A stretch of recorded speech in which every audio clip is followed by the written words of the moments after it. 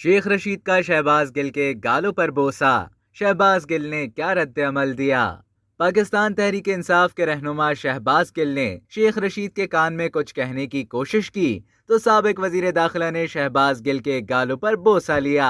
कहूटा में गुज़श्ता रोज होने वाले पीटीआई के जलसे के दौरान स्टेज पर बैठे शेख रशीद के कान में शहबाज गिल ने कुछ कहने की कोशिश की।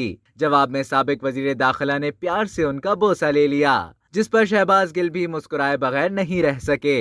शहबाज गिल के इतना करीब आने पर शेख रशीद ने उन्हें हाथों हाथ लिया, गोया कह रहे हो आज जुम्मा है, आज का वादा था। अब तक के लिए इतना ही। मजीद खबरों और न्यूज़ अपडेट्स के लिए डेली जंग के यूट्यूब चैनल को सब्सक्राइब करें और फेसबुक के पेज को लाइक करना ना भूलें।